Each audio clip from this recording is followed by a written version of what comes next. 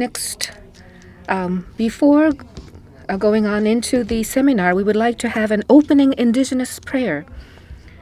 And this will be done by one of our speakers from Canada, Miss Sally Bunting. So, Sally, please, if you are ready, and please explain what you have prayed for.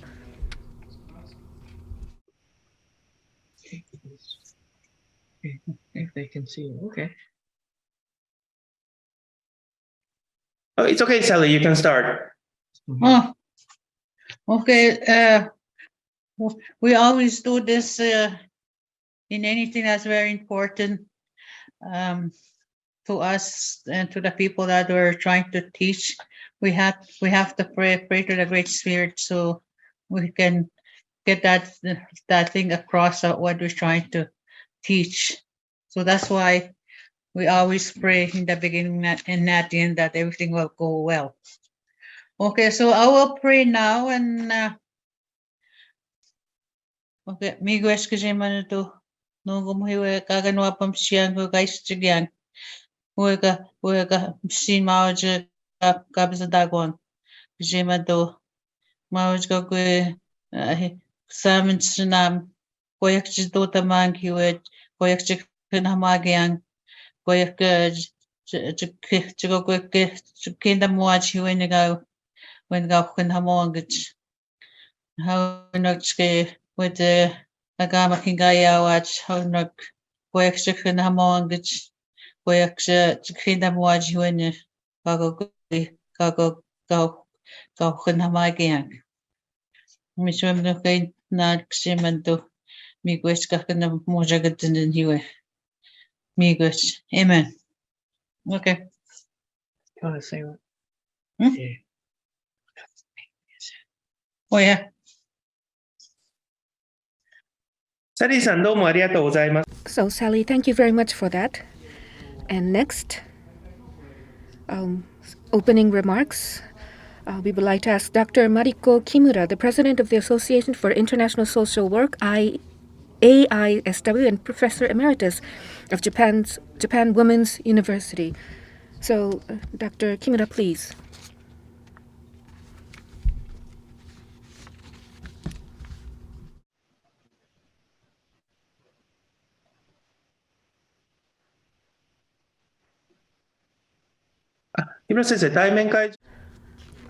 So, Dr. Kimura, can you please turn on the camera and microphone of the on-site, for the on-site people? Yes, thank you.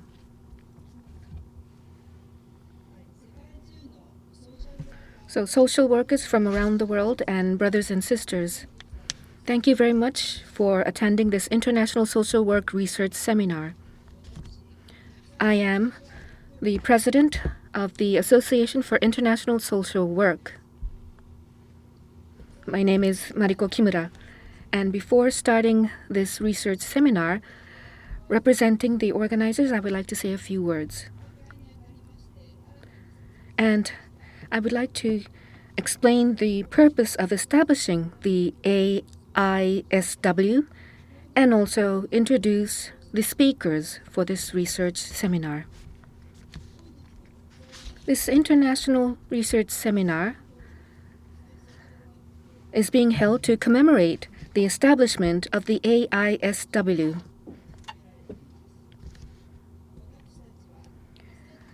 Our organization started in 2017 as an unincorporated voluntary association, Japanese Association for the Study of International Social Work. And in order to broaden our international social work projects, we decided we have been discussing among ourselves on what to do, and we have decided officially to become a general incorporated organization. And we registered at the Regional Legal Affairs Bureau, and on May 10th of 2023, we became the General Incorporated Association for International Social Work, AISW. Now, the definition of international social work and our activities could be read in a book from our publisher Chuo Hoki entitled Understanding International Social Work, Theory and Practice. It was co-authored by myself, Ohara-san, and Takeda-san. And based on this, we have decided to utilize this book in order to establish the purpose and activities that appear in the Articles of Incorporation of the AISW. The purpose is to organize social work professionals and professional organizations in Japan and the Asia-Pacific region.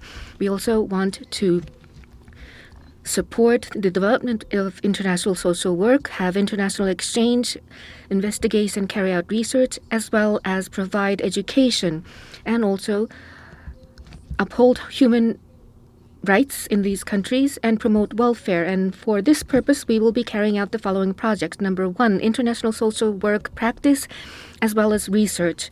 Second, education and training for international social work. And third, information provision and collaboration with other organizations for international social work. And fourth, other projects that are necessary to achieve the purpose of the organization. Now, so far, in the past, we have been a voluntary organization. We did not get membership fees, but now we are a membership organization.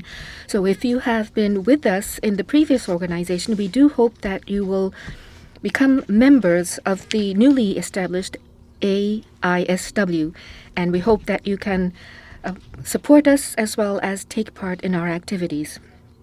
Now, today we have this commemorative event to celebrate the establishment of the new organization. And the theme today is Historical Development of Indigenous Social Work and Evolving Practice Models in Canada, with a focus on social policy and Indigenous knowledge-based mental health approaches.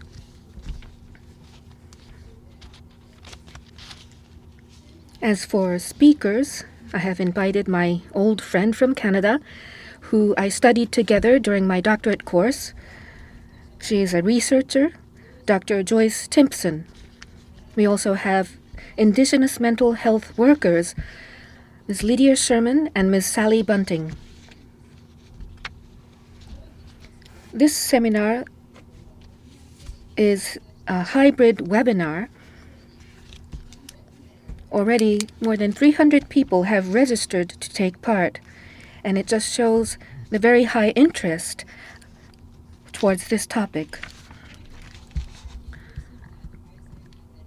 This seminar is being co-hosted by the Japanese Society for the Study of Social Work. It is being supported by the Japanese Association for Social Work Education and Japanese Federation of Social Workers. And from the Grant in Aid project, we have Dr. Victor Virag, who has planned this event and also cooperated in translating the material being used in this event.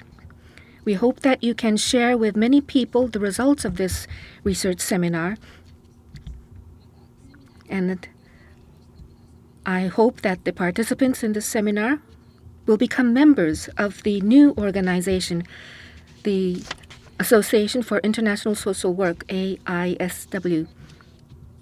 And we hope that you can support us and also become a member of the new organization.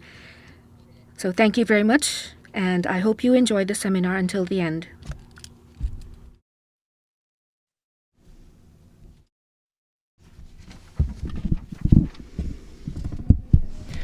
Thank you very much, Professor Kimura.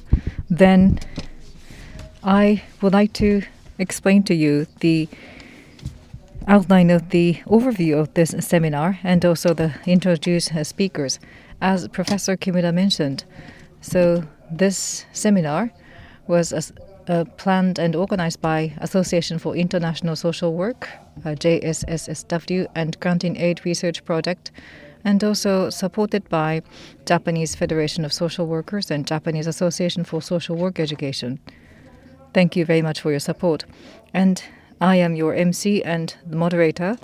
I am Virag from Japan College of Social Work. Unfortunately, he is not shown on the screen, but And as an assistant to the moderator, we have Mr. Asano from the Japan Lutheran University. Now, here is the overview of this seminar, and I will introduce the speakers from Canada later. And if we have enough time, then we will have break, and then we will have the commentary and questions. After that, after the questions are answered by our guest, then we will have discussion and Q&A. And depending on the time, we won't be able to have enough time to receive questions from the general audience. But I hope that we would like to have as much time as possible. But we will then move on to closing remarks. And today's theme, so the social work and the indigenous people. As you're familiar with, the social work profession's global definition says that the indigenous knowledge, especially the local and knowledge, is stated in the definition of the global social work. And it is not necessarily the specialist knowledge, but indigenous knowledge is part of the basis for the social work, as it is stipulated in the global definition. And related to that, the detrimental effect of the colonialism is also written in a couple of paragraphs. And the definition of the indigenous people are as follows in the 4 points. And this is based on the United Nations definition of the indigenous people. And the First Nations in Canada and also the Ainu in Japan also satisfy these points. And today we have the reports from from Canadian guests. But as an organizer in Japan, I would like to spend a few pages to talk about the Ainu people in Japan. The Hokkaido is the indigenous habitat, the place of living for the Ainu people in Japan, and also the colonization of the indigenous homeland in Hokkaido in Japan. It's shown in the data, and until 1930, for 60 years, the population changes in Hokkaido is shown, and in 1870s, about over 15,000 Ainu people lived. But by the time in 1930, the Ainu people account for only 0.6% in Hokkaido, where they traditionally lived as their indigenous land. And here, the same data is shown in the chart. And the bottom shows the population of the Ainu people with the square, and during the Meiji period, the population of the Ainu was stable, but the population in Hokkaido overall increased, as shown in the bar with the triangle indicators, and the columns with the dots shows that the land distribution and also the Hokkaido's indigenous land of Ainu people were privatized and owned by different people. And so comparing to the population of the Ainu people, the distribution of the land was changed over the years, as the column chart shows. And based on that historical background, the Secretariat of the Cabinet compiled a report on the history of the colonialism in Japan. So I would like to highlight some points. So in those colonialist era in Japan, the culture of indigenous Ainu people was damaged by the land and assimilation policies, and also they were relegated to a subordinate class, and they were often discriminated against. and this is one of the government reports. And there was the history of the colonialist rule within Japan, and today the Ainu people are facing different types of social issues in Japan.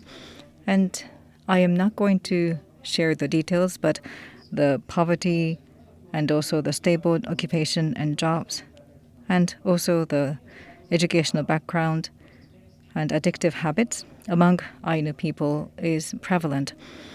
And so, considering such conditions in Japan, we would like to learn from the related practices in Canada today. So today we have speakers that we are going to learn from. And let me briefly introduce today's speakers. First, Dr. Joyce Timpson. And she is from Toronto, Canada, and she is now living in a place called Sioux Lookout. And there are about 30 Indigenous peoples communities. And within the Ontario state, there are 30 remote Indigenous communities, and she has been working for 40 years for mental health services to these Indigenous people in the communities. And she was the first person to develop the Indigenous people's mental health services for Indigenous people. And also, she has been working for the mental health as well as the addiction-related services consultant. And she also became an elected official of the Sioux Lookout Municipal Council. And she worked mainly for the environmental issues for 17 years as a politician. And also she has worked for the local municipalities and Indigenous communities. And she likes the environment of the north. And during the winter time, she enjoys the country ski, and also she enjoys swimming in summer. And the second speaker is Ms. Lydia Sherman.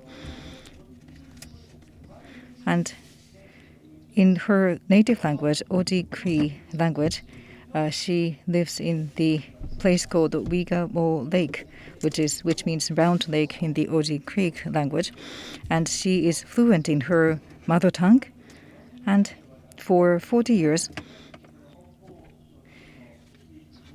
she is working for the Indigenous community members from over 30 flying remote First Nation communities to the north. And she has been actively working as a mental health worker in Sioux Lookout. And for over 30 years, she has been working for the Indigenous social work, focusing on the mental health and the child welfare. And she is going to make a presentation together with Dr. Timpson and Ms. Bunting. And in the early 1980s, she worked on the inception of one of the First Nation delivered mental health program in Canada. And also, she worked together with the counselors, such as mental health counselors, and with a mental wellness team on the First Nations organization. For the recent 6 years, she has been working as the mental health worker for the youth. And she has a lot of interest and hobbies, such as reading, playing guitar, singing, and playing with her grandchildren. And she is also interested in different cultures, including Japanese culture, and she loves nature. And our third speaker is Ms. Sally Bunting. Ms. Bunting was born and raised in North Spirit Lake First Nation, and she is also fluent in her language, which is the Oji Cree language, and she lives near a city called Raiden, which is located close to Sioux Lookout. And since 1983, which is the year I was born, but she has been involved in the mental health and related field together with the Dr. Timpson and Ms. Sherman. And she has been working for almost 20 years. And she actually took time off twice as in separate periods to be the first woman chief of her First Nation. And today, she is the elder counselor for the Dryden High School, and she works for people in the Dryden community and also the other communities near Dryden, and she supports the students of the high school, and she is going to talk about her activities in her position. And she is fluent in her Oji Cree language, her mother tongue, so she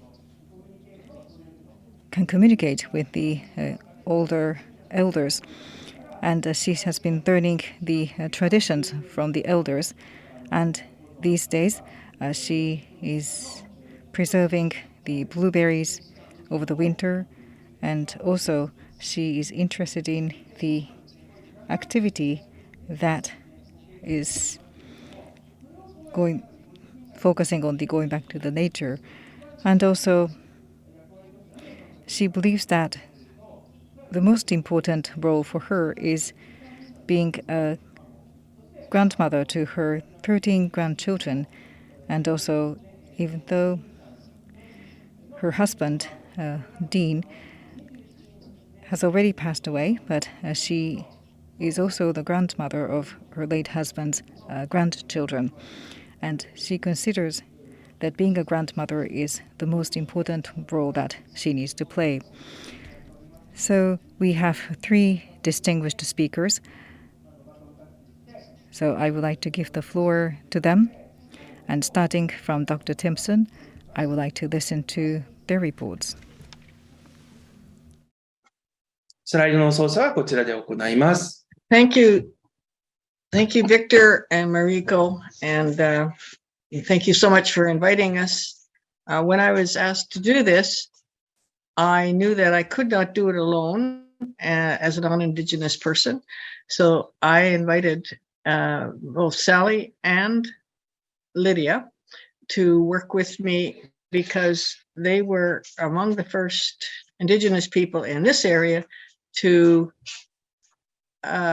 take on mental health counseling. Not only that, but they have stayed in this field for 40 years for most of them. And that is, I think, a record up here. And so next slide, please, Victor.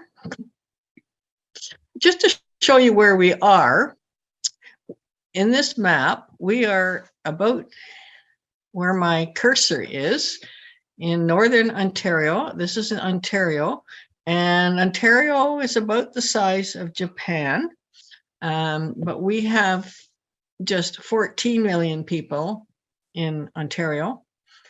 Canada has 10 million square kilometers with 40 million people, which I understand is the population of Greater Tokyo. Northwestern Ontario, right here and here, is about a third the size of Japan, but with 30,000 people and 30 to 32 fly-in communities. Okay, next slide. Just again, this is Sioux Lookout, population of about 6,000, and it's basically the center and the hub of the north.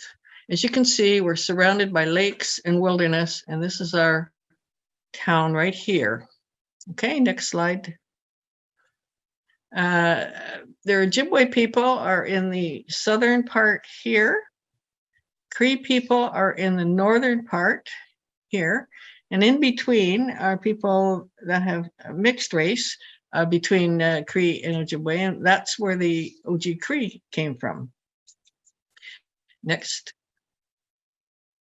Just to give you an idea, we're talking about very small fly-in communities from a population of about 50 to 3,000.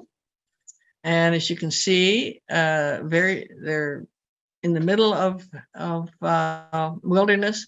All the communities now have airports, and you can fly into them in a regular sched, but that has not always been the case. Okay, next slide.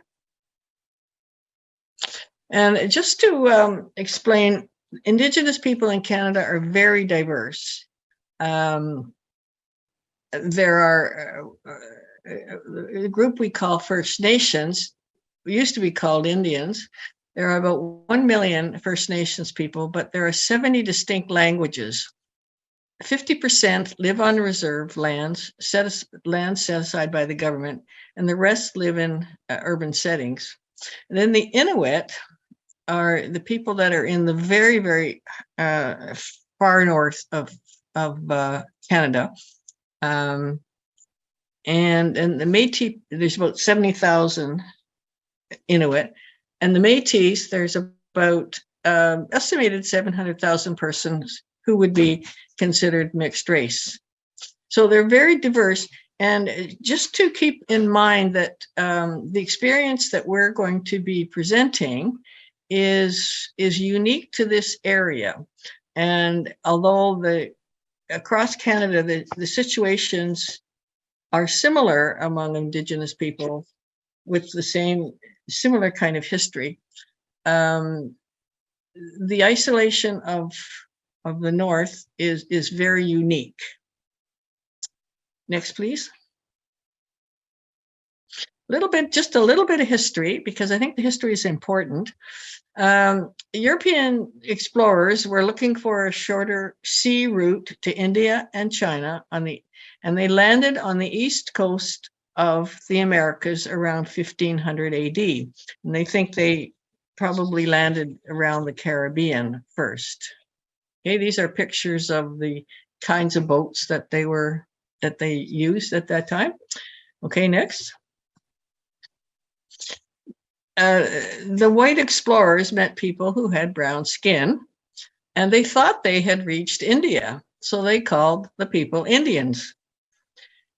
Now we use the word Indigenous because it's to refer to all people who were here before the Europeans, because it's a far more appropriate word to use. Okay, next. Okay. Now, the Indigenous people were viewed by the Europeans as savages. And this concept alone shaped so much of government policy, which was to assimilate the Indigenous people into white society and destroy their Indigenous culture. Even practicing Indigenous ceremonies was outlawed. Next, please. And I'll just, it's important to just describe how things have changed in the North since contact with the Europeans. Next slide. This just gives you an example. In old days, people traveled with birch bark canoes that were made out of the bark of trees. And now people have modern motorboats. Next. The way people traveled back by dog sled, could walk with snowshoes, and now people have snowmobiles, they're called, and modern trucks. And this change has occurred in less than 1 century. Did you say? Yeah. Yeah. Thank you. Next, please. Here's a picture of a teepee where this family was living. Again, it's made out of some sort of material, but traditionally they were often made out of birch bark. And again, here is a modern building. Next, please. Today, the North is a mix of traditional and new, with many land-based practices in modern settings, living with technology. Here's a picture of some Indigenous women cutting up a moose that had been caught. These are pictures of stretching beaver hide, and this is a stretching of a polar bear hide. And here you have a satellite that receives television signals, internet, and so on. Next. So rapid change, these fast changes plus many losses and failed policies have shaped mental health problems in the North. Next, please. Social determinants of health are very important and apply in these situations. We could spend an entire day on each of these, but we're picking out only a few to focus on that appear to be the most important in terms of the North. Access to health services, childhood experiences, culture and racism, lack of understanding of culture. Next, please. We're going to talk about three major issues that really have shaped today. Tuberculosis, residential schools, and extension of provincial services. Next. So tuberculosis. In the early 20th century, tuberculosis was rampant. Many people were flown to special hospitals hundreds of miles away, often gone for years. Many died, and their bodies were not returned for funerals, resulting in much unresolved grief. Here's a picture of the old float planes that would fly up to the communities and take a sick person to a hotel, a hospital like this old one now in Sioux Lookout. Next, please. Diabetes. There was a drastic change in diet from plants and game harvested from the land to high carbohydrates and processed foods. This caused the diabetes rate to become very high. Poverty and the high price of good food is a contributor to diabetes. And diabetes has resulted in amputations, vision problems, and premature deaths. Next. Secondly, the church-run residential schools. From 1880 to the 1960s, about 150,000 children were forcibly removed from parents and home communities to church-run residential schools, hundreds of kilometers away from their communities. The goal was assimilation and destruction of Indigenous culture. After 1960, attendance was voluntary, but the results were similar. Next. Here's just a picture of the kids in residential school. This is a picture of the residential school that is close to Sioux Lookout. And these are pictures of kids from various places. And you can see that they were made to look like white children. Their hair was cut, white people's clothing. And in this picture here, you see the many nuns and priests with these kids. And to see the nuns in long black cloaks must have been very terrifying to these children, as well as everything else that was happening to them. Next, please. Kids removed at a vulnerable age. Sometimes they went home for summers, sometimes not at all. Their hair was cut when they arrived, were deloused, given white people's clothes, and punished for speaking their language. Next. The church has demonized Indigenous spiritual practices, resulting in many First Nations rejecting their spiritual practices. Many children were traumatized for life by cruel punishments, sexual and physically abused by clergy, staff, and other students. Next. When the children returned home, they did not know the traditional ways and their language, had difficulty relating to their culture, parents, and grandparents, and had to relearn parenting due to bad modeling at the schools. Next. Now, around 1965 was a particularly important era when Canada was trying to equalize services, and the First Nations were not receiving the same services as everybody else. So in order to address that, the government moved a lot of people off their traditional land to new locations so that they would have access to services like education. There were some communities were flooded by dams. People were forced to relocate. Now we know that relocation disrupts natural kinship systems. It affected the natural economy, taking away people from their natural hunting grounds, and the ability to hunt and gather food from the land was greatly affected. Next. So at the same time, the Indigenous people became eligible for welfare, which before they were not if they were on reserve. So with the decline of traditional economies and introduction of welfare, not to mention the disruption in kinship and residential schools, we really had a very, very serious situation among Indigenous people at that time that was a result of policies that were thought to be helpful. Now, getting back to welfare payments, a lot of Indigenous people believed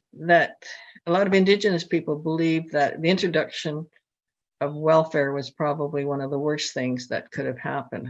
Next. So we get into the whole concept of intergenerational effects, how all these things that happened, they become self-perpetuating and go down to the next generation. Next, please. Next. And in Canada, the intergenerational effects are seen in similar kinds of statistics that was described for the Ainu people. Suicide among Indigenous people is 5 to 6 times higher than the rest of Canada. And in some isolated places, it's even much higher than that. Addictions, children in foster care, Indigenous children are about 50% of all children in foster care. Incarceration, 27% of the population in prison is Indigenous, while only 4% of the population is Indigenous. Murdered and missing Indigenous women and girls, and the violence against Indigenous women is very high. Next. The effects of so many losses and unresolved grief on today's situations. Suicides have traumatized entire communities. If you can imagine a community of 500 people losing 30 young members over the course of 40 years. When everybody is related, you can just imagine how traumatizing that would be. And sometimes these suicides occur in clusters, and sometimes several in consecutive days. Next, please. Opioid addiction is extremely high, with estimates of possibly 75% of the adults in some communities who are addicted. And this is what we are seeing today as a result of several generations of multiple and complex losses and abuse that resulted in some people describing Indigenous people to be in a chronic state of post-traumatic stress disorder. Next. So just to summarize, multiple losses, often at the same time, from illnesses, deaths, language, children, loss of children, accidents, drownings, plane crashes, loss associated with homicide and murder, and unresolved grief, which is really an important concept here, which results in more loss and tragedy passed down to later generations. Next. So how do we address the issues? Next. So around 1980s in this particular area, it was really obvious that the services had to be, new approaches had to be found for these services. And so that was when services began to be transferred to Indigenous groups. Next. Non-Indigenous workers often mistook culture-specific symptoms as a sign of a serious mental illness, such as schizophrenia, when it may have been a reaction to a life event like complex grief, a reaction that was more pertaining to the culture, that was different from a reaction that they might see in their own European culture. Next. And these programs were introduced in mainstream agencies in child welfare, in mental health. And the paraprofessional model was adopted, in which Indigenous people who are natural helpers, but with experience, would receive training on the job to provide social work and mental health services in child welfare and mental health agencies. Next. And Sally and Lydia were among the first Indigenous mental health workers in our area, and likely the longest serving in our area. And this is a picture of Lydia. And this is a picture of Sally working with one of the elder community workers, who is a very strong guiding principle in that program. Okay, next. After Indigenous workers were hired, people could receive services in their own language, and we began to see more disclosures of the trauma that had been experienced in the previous generations. People were now able to talk in their own language to these workers. And as I said before, non-Indigenous workers often misdiagnosed symptoms when Indigenous workers could recognize symptoms as a different expression of reactions to a problem in living. Child welfare workers were able to find alternate arrangements to taking children in care. Rather than making them foster children or taking them out of the community, they would know other alternatives for them. Next, please. So the key approaches that we use were Indigenous control and design of services. That is key. Considering intergenerational effects, taking a trauma-informed approach, and using culture for healing. And doing this, often using the narrative approach, allowing people to tell their story. Rather than getting into, deep analysis, allowing people to talk and tell their story. Next, please. So I'm going to go into a few of the changes in government policies to address these past mistakes. Okay, Next, please. So now Indigenous, there are new facilities for Indigenous people. This is the old hospital. It's falling down, very decrepit. It was very decrepit for many, many decades. And now we have this new Indigenous designed hospital. And it's called Menayawan Health Center, which means in Ojibwe Wellness Health Center. And the board of directors of this hospital must be, by law, 2/3 Indigenous. So that's how things have changed in a relatively short time. Next, please. We have there's a modern high school, an exact location where the old residential school was.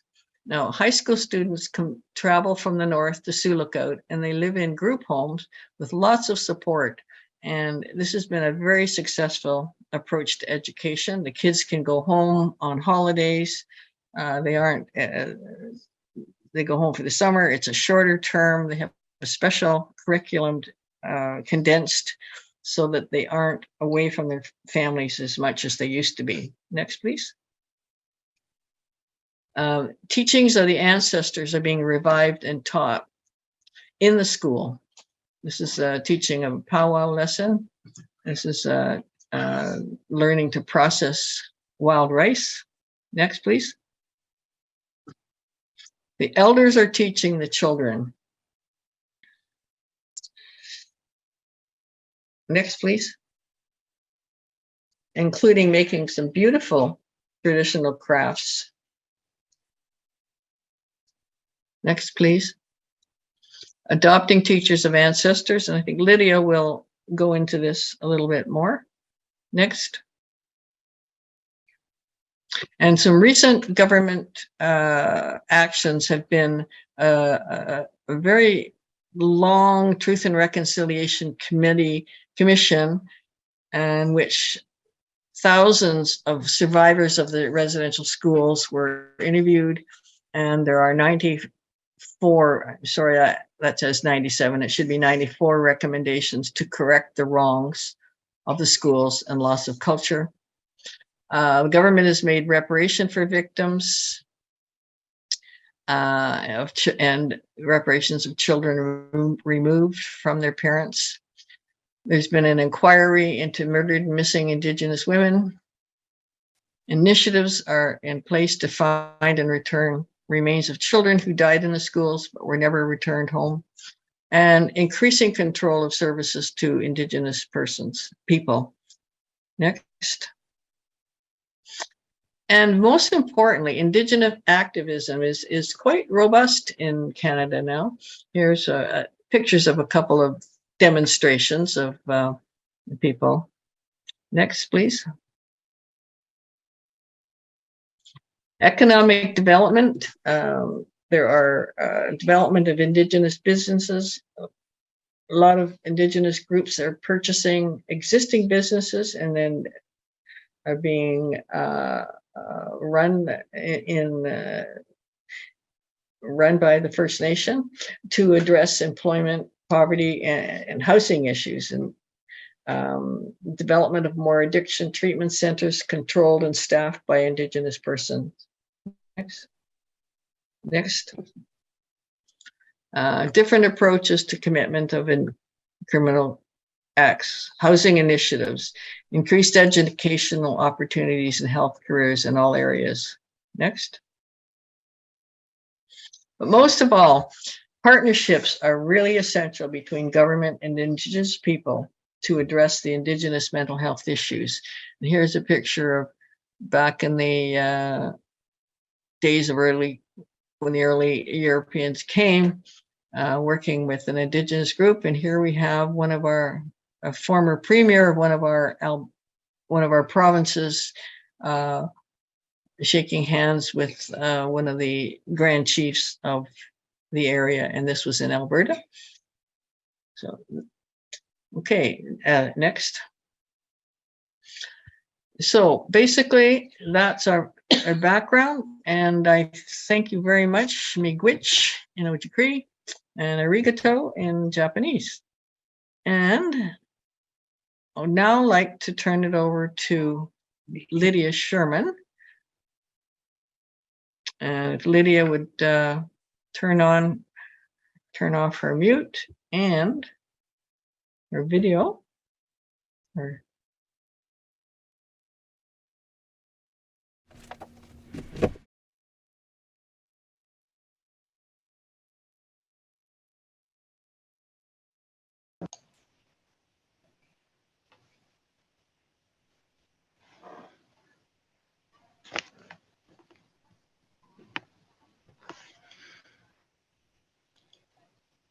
Hello, bonjour. My name is Lydia Sherman. I live in Sulacount. North of us are 32 small communities, all fly-in communities except 2. I am Indigenous First Nations. I am fluent in my language Ojibwe. Growing up, my dad was a fisherman in the summer and a trapper in the winter. We went camping in the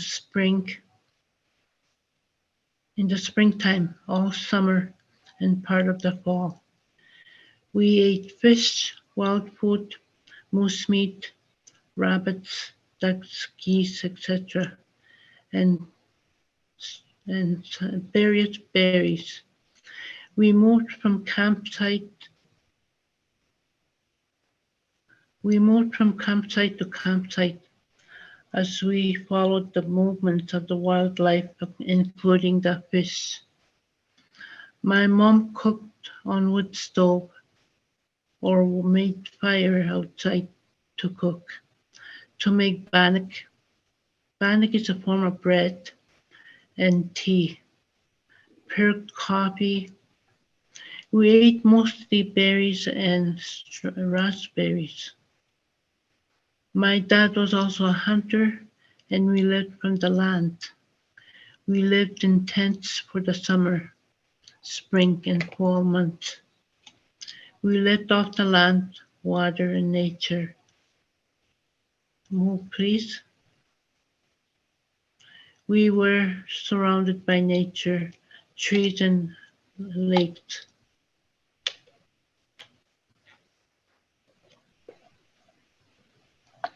We loved nature. It was healing and healthy to be around nature. Sometime in my early 20s, I finished a 2-year business course in college. I had no interest in business. Turn, please. Although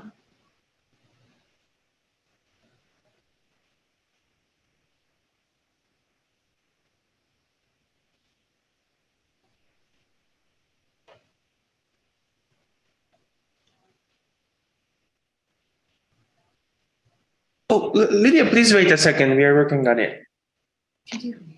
なんでずれないんだろう。Please wait a second. We will solve the problem in a second. all right.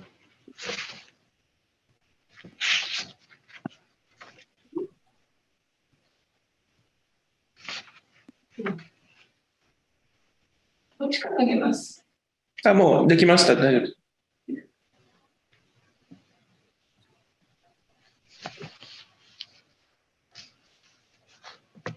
いや、こっちで上げさせてください。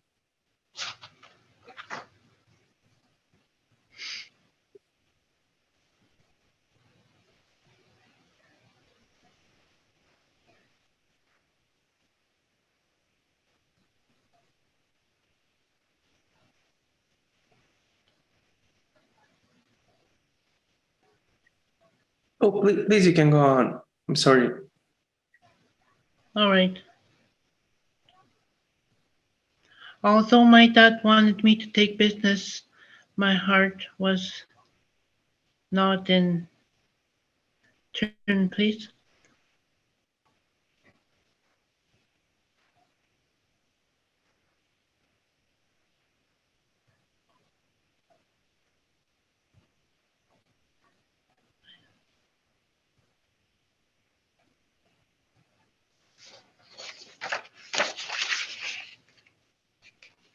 Oh, Lydia, can you see the screen?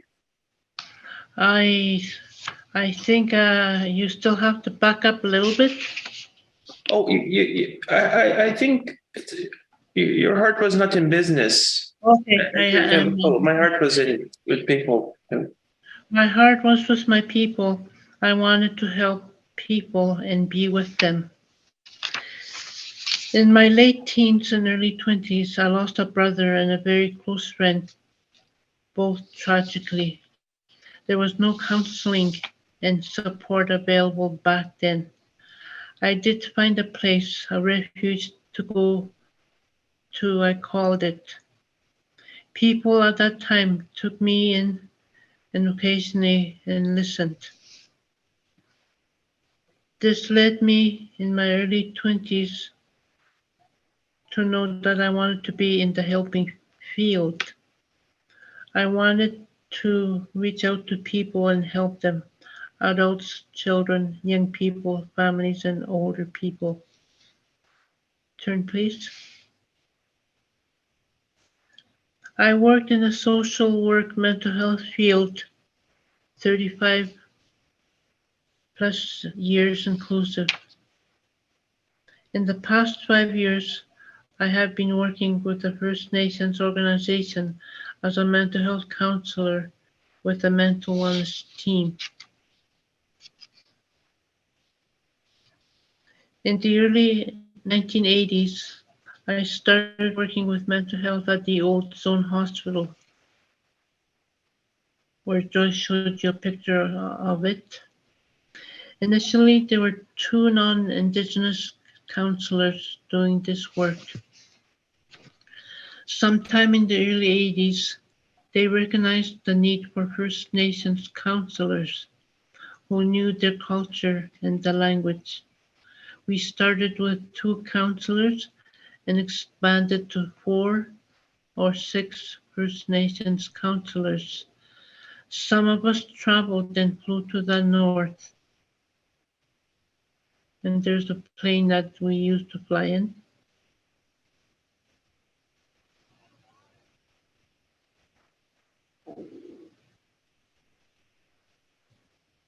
Upon arrival in a small northern community, we sometimes stayed in a small one-room cabin with no running water or electricity. Eventually, there was running water and electricity in the little cabins. Turn, please. We would stay up there for 1 week to work. Sometimes we traveled with a psychiatrist and worked with him or her. Sometimes a nurse worked in the community, sometimes not. Right from the beginning of working in this field, we were trained in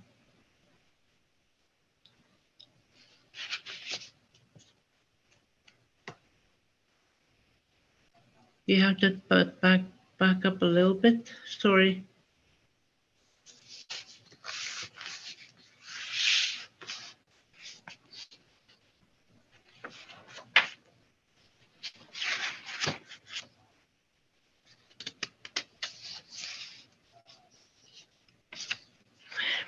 Right from the beginning of working in this field, we were trained in various mental health aspects and basic counseling skills by the mental health clinical staff and by psychiatrists.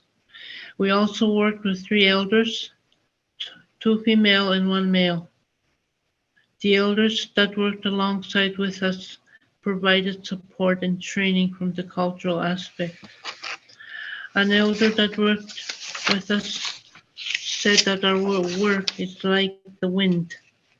He said something like this: we cannot see the wind. Sometimes we hear and see the effects of the wind. He said the wind can be calm and destructive. He also said the wind can be He also said that the wind can be a guide.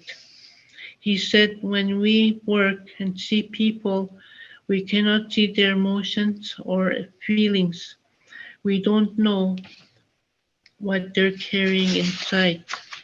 Turn, please. We don't know what they're carrying inside their heart. There could be a lot of sadness, confusion, anxiety in their life. He said, listen and be patient. This is their time and not your time. Sometimes it will take time. That's our job, to find out what is bothering them. Where do they want to find help in? He said, walk the walk of the person that you're working with. Guide them in the path they are walking on. He also said we can help them by teaching, by talking to them, and vice versa. But they might have other physical needs, like having no water or needing help with wood, which you cannot overlook. So in the early years of my work, I looked at all the needs of the individual. What I worked with, I called the sphere. It's like a circle. It involves the physical, emotions, psychological, and spiritual of the individual. Indigenous social workers are now called as a medicine wheel. I had not heard that name before, and just knew that was how I was to approach the person. And there's a picture of the sphere, what I call the sphere, the mind, body, emotion, and spiritual. As time went on, when in the helping field, I traveled to the northern communities to work. Rather than working in an office or a box, as some people called it, which felt isolating for some people, I took advantage of seeing and taking people out to nature, as I grew up with nature as a young child. It appeared to be more therapeutic to the client to go out to the nature and sit by the shore, by the lake, or by the banks of the river, watching the busy beaver going back and forth building his home, listening to the sound of nature like small waterfalls, watching slow-moving rapids was more therapeutic for the individual. It enhanced their physical, emotional, and turn please, and spiritual strength. It appeared each time it was the process of sharing and healing was taking place. As many people have difficulty explaining their emotions as a result of residential schools, I also used non-verbal methods of expressing emotions, such as art therapy, or having a person make a collage of their life.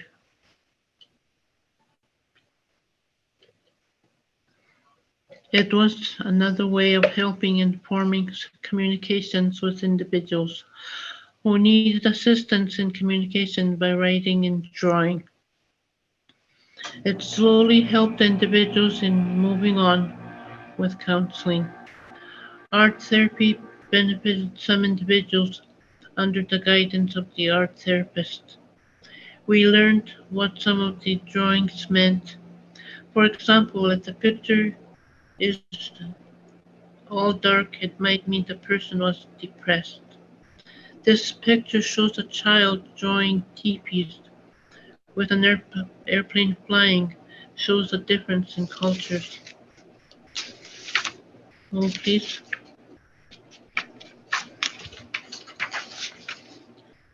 Some of the other things we use is the collage, where it is cutting and using pictures and letters from used magazines or old newspapers and pasting and gluing them on paper. It was hands-on activity and was therapeutic for the individuals, helping them to focus in a less threatening way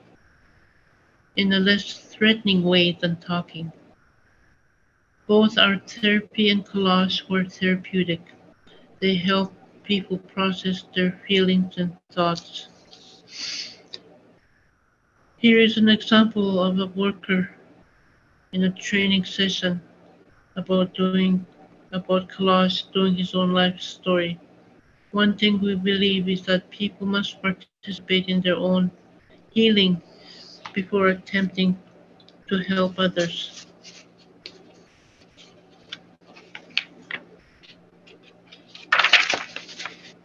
Joyce mentioned the historic things that happened to our indigenous people.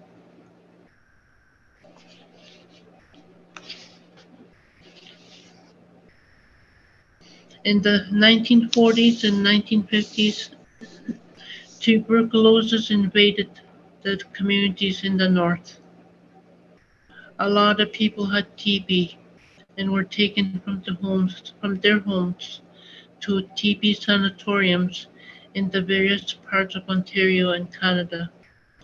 Both children, young adults, and adults.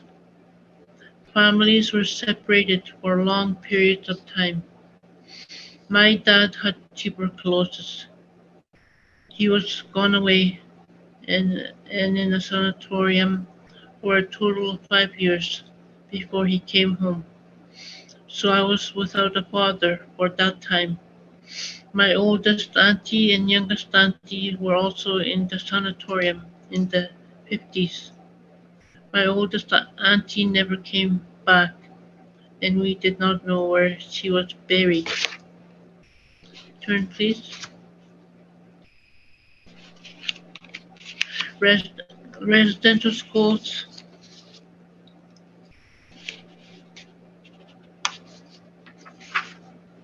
Residential schools happened from the middle of the 1800s until the middle of the 1990s. A lot of families were separated, not by choice, before the 1970s. Children as young as 5 years old were taken away from their families, sometimes for many years. Children suffered physical, emotional, and sexual abuse. To this day, a lot of families are still impacted by the residential schools, causing intergenerational trauma. We have to take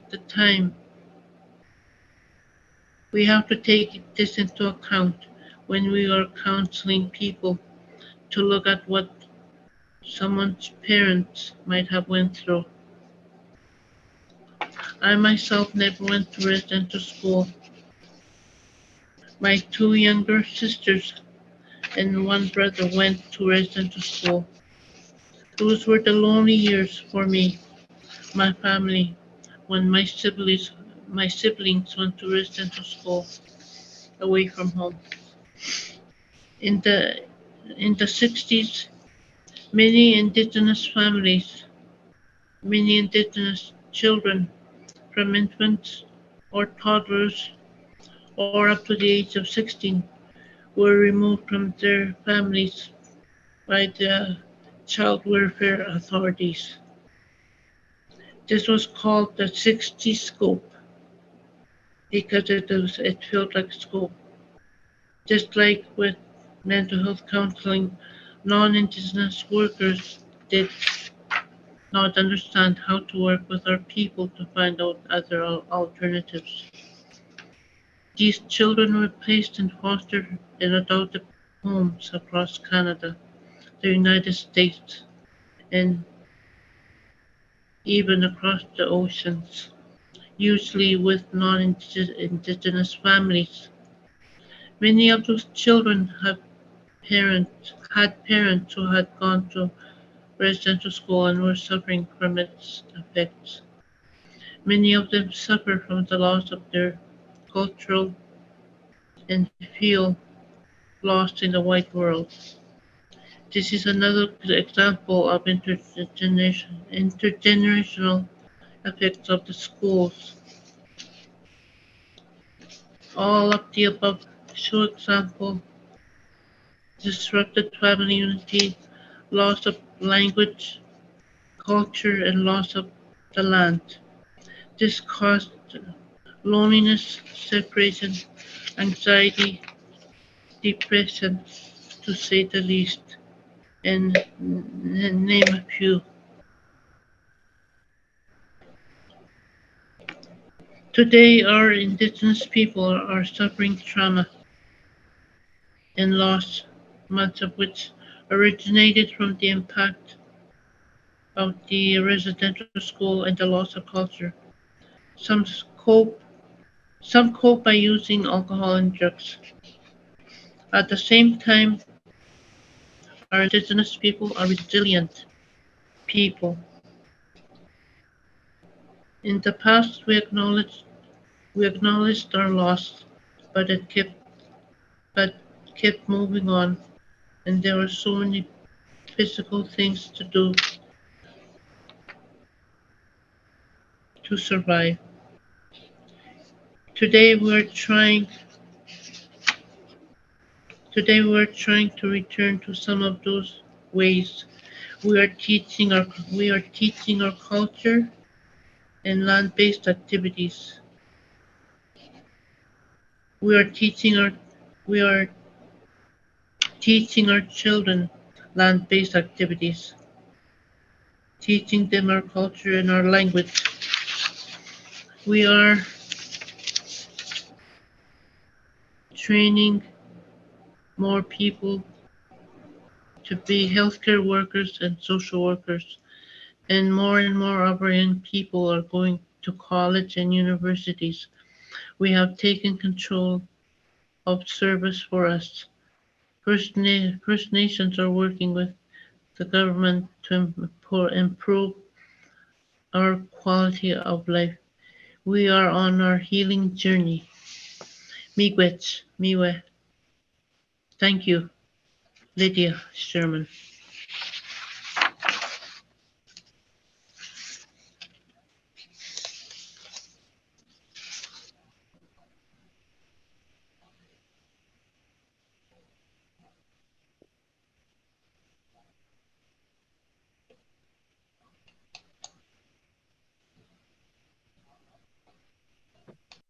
Thank you, Lydia. Now we can move on to Sally.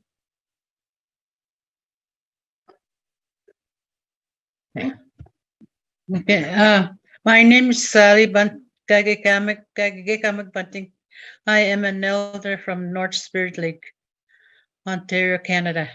I was born in a small village in the northern Ontario, which at that time had no name. I was delivered in a small teepee with my mother, Nathan Ray, and father, Boyce Ray, on April 24, 1951. At the time, there was no clinics, hospitals, or buildings in the northern village I came from. There was no nurses or doctors to help with the delivery. We rely on solely on the support of elders and medicine men within the community. The small northern village is known today as North Spirit Lake.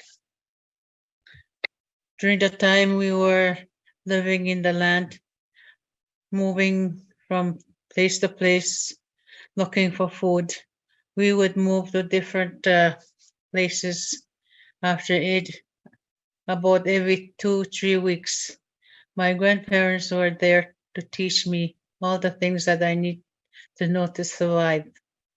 Such lessons include hunting, trapping, fishing, cooking, smoking fish, and most meat, or any wild meat we we would get. In the summertime, we would live off berries and other local edible plants. Some plants we would use as medicine to heal things such as cuts, constipation, pain relief, fever, and other cold and flu symptoms. I lived with my grandparents because my mother passed away when I was 2 years old, and my father was living in Thunder Bay with with an illness called TB, tuberculosis. My father passed away when I was 5 years old. I was 5 years old when I was first went to residential school. It was very traumatic and culture shock for me because I never leave my community, my reserve, my home to go to a place that I do not know. The foreign place had foreign language and foreign food. I had to stay in the residential school for 8 years in 1957 and 1965. In the summertime, no, what was that? Oh, I stayed up. Hold on. Well, I stayed, but I never forget my language, which is Ojibwe. When I was 5 years old, I promised myself I would never forget my language because I know I needed to be able to communicate with my grandparents.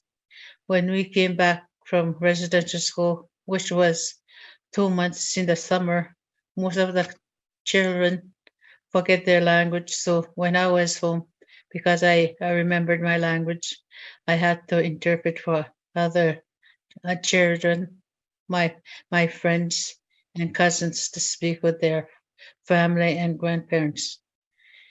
In 1897, the first residential school was opened and the last one closed in 1996.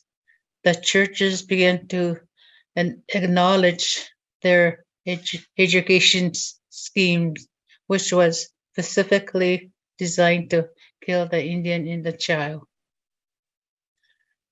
After I returned home in 1971 and 1978, I learned the traditional ways of my my grandmothers. One of them was the practice today as midwife, bringing new life into the world. At the age of 16, I was hired to be the first community health representative of North Spirit Lake because I know how to read, write, and speak English. This was a time before North Spirit Lake had community nurses and doctors. I was the first line of medical defense and relearning the traditional teachings of my grandparents to survive in my community. One of the responsibilities one of the responsibilities of a community health representative was to deliver babies. Through my first delivery, I had my two grandmothers by my side, coaching me every step of the way. The first baby I delivered was named Homer Mikas. When he was born, he was very ill, weighed only 4 pounds 5 ounces. The night he was born, he struggled to make it through the night. He was very dehydrated and had shortness of breath. The next day, an elder came to with the parents and shared that she had a dream about the baby boy that delivered the day before. The elder shared that within her dream, she was told the baby boy needed to be given to someone who has done through much loss in their life to give him to give him to someone who has suffered loss and despair. The parents decided to give the baby boy to me. He is my elder son and currently serving as a band counselor of North Spirit Lake First Nation. I would be very happy to answer questions about how the elders were so important to our people in the past. In 1992, I was looking for outside help because of the physical abuse I was enduring at the hands of my husband at that time. In 1983, I got a job at the hospital in Sulcott as a mental health worker. Flying in and out of the communities, listening to victims, I worked with many doctors, psychiatrists, and learned a lot from the professionals. My world was very hard. I did not know where I belonged. I would go home to my community and then back to the outside world. For many years, I moved my family around, and my children were with me through my journey. In 1994, I became the first female chief of North Spirit Lake. I faced a lot of hardships as the leader of the community, as many men still did not approve of a woman in position of leadership. North Spirit Lake is a dry community, meaning no drugs or alcohol were allowed at that time. Addiction rate was at an all-time high, and I made it my mission to address the drugs and alcohol crisis in the community. Because of the abuse I endured at the residential school, I often felt insecure with who I was, but knew I needed to remain strong to lead my community. My my life my life experience helped shape me to have a better understanding of community needs, knowing that I was not the only person from my community that survived residential school. So I made it my mission to help people with problems like mine, suffering from emotional, mental, spiritual, sexual, and physical abuse from the residential school. If I was going to help them, I had to help myself first, which was very difficult. We are always told to forgive, but I can never forget what I went through. And that is my goal still to this day, to never forget the painful past and to help the people who are still hurting today.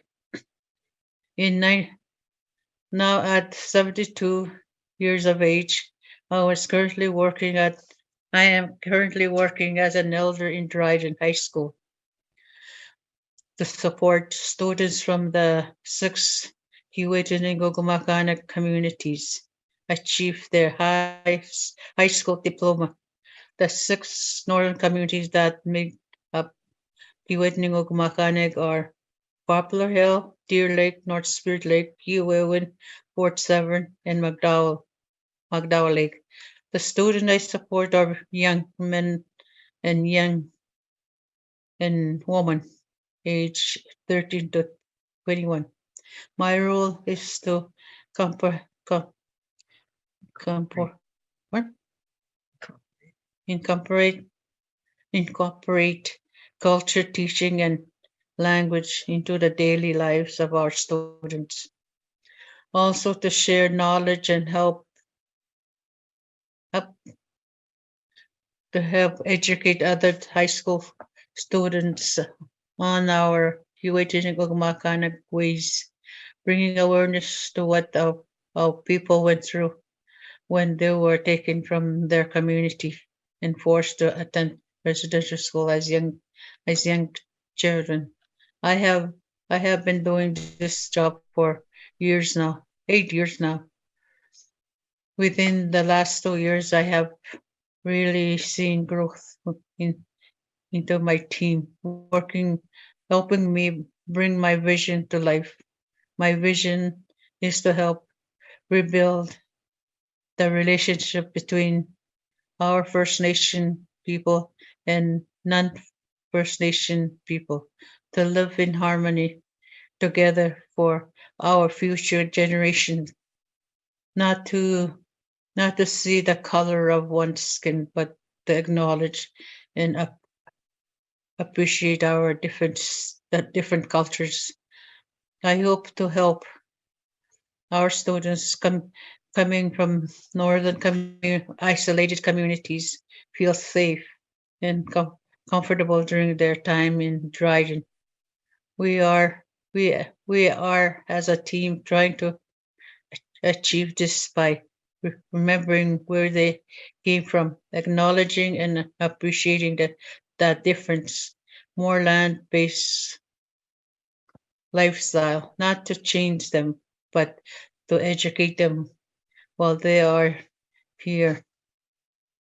Daryl Norman and Rachel Thackeray are one are my co-workers and help, helping me through this journey. Okay. There are many things that I would say, but about my life. I hope that these those listening will feel comfortable asking me how I have been able to use my life experience to help others. Miigwech. What is it? Mhm. Okay, thank you.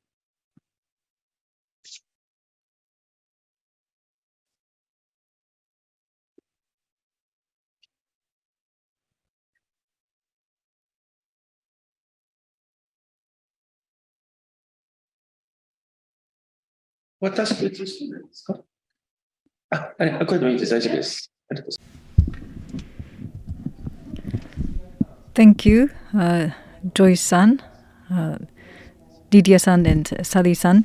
Thank you very much for the excellent presentations.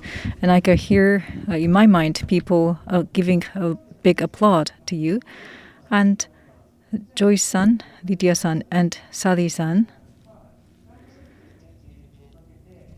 have prepared for 2 or 3 months for this seminar, and it's actually past midnight in Canada. So, but still, we would like to take a 10-minute break. So, until 2:40, maybe in 9 minutes, we will move on to the next section, which is the discussion. So, we will take the we will have the discussion and led by the questions posed by Professor Matsuo. So thank you. We will take a 10-minute break.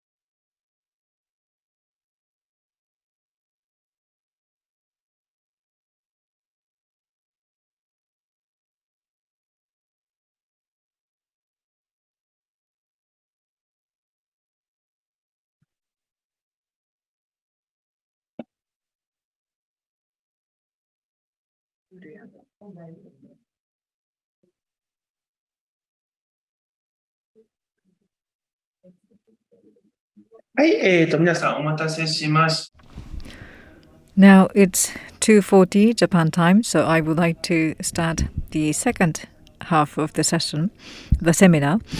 So after the break, we will have the commentary and questions from Professor Kana Matsuo. She is the International Committee member of JSSSW and Associate Professor of Shukutoku University. And so Professor Matsuo will speak in Japanese. However, you will see her slide in English. And if you wish to refer to the Japanese slide, her Japanese slide, please look at the hard copy that you have at hand.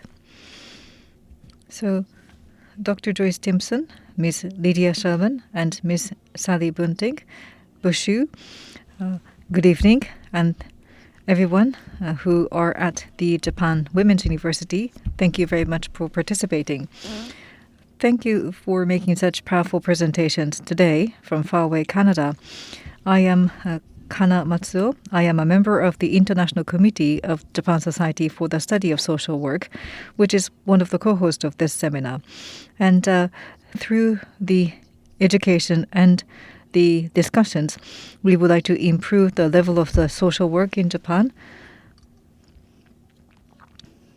As I listen to your presentations, as a Japanese person and also as a member of the Buddhist Social Work Research Project of the Asian Research Institute for International Social Work at Shukutoku University, I would like to share some of my comments. I learned many facts anew from your presentations. The stories of the members of the indigenous community taught me what I was not aware of, and I should not forget.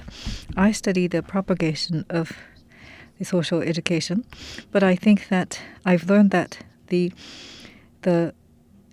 policies were actually oppressive against the indigenous people, and 150,000 children were separated from their indigenous communities and their families. And also, with the colonialist rule, people lost their livelihood, but also they lost their identity, language, culture, and the Canadian government is acknowledging its past mistake, and these are very serious facts. And the discrimination, severe poverty, and mental health challenges remain unresolved. And today, the indigenous people themselves are now actively speaking out and leading the way in initiatives that require cultural considerations. And being deprived of your mother tongue, your own language, is equivalent to a deprivation of your identity, and policies that don't recognize the violence of language deprivation can erase not only people's lives, but their existence. But mental health care that is not rooted in people's cultures and lives is meaningless. These are the points I strongly recognize by listening to you, and I have some questions about them. I thought about how I have been dealing with the Japanese indigenous people of Ainu in Japan. So I know the facts. So over 20,000 years ago, when people started to live in Hokkaido, the northernmost prefecture in Japan, there are some descriptions about them in the Japanese literature. And in 1899, in Meiji era, the Hokkaido's indigenous peoples protection law was stipulated. And so the education and industry of the Ainu people were supposed to be promoted. And also, together with the English translation, the law regarding the protection of the Ainu people was published on the internet. And the Japanese government has been implementing Hokkaido Utari welfare measures since 1974. And in 1996, the advisory panel on the state of the Utari measures was established. And in 1993, the International Year of Indigenous Peoples, the Japanese government clearly stated that it would seek to respect the human rights of the Ainu people. But the discussion on how the Japanese government should address the issues the indigenous peoples in Japan faced never deepened, and the advisory panel does not include the Ainu people, the indigenous people. And the report stated the ethnicity of the Ainu people as follows. Today, the Ainu people in the Japanese society live in a way that is almost the same to that of other members of the society in terms of language and culture. And the number of the Ainu people who speak their indigenous language is very limited in number.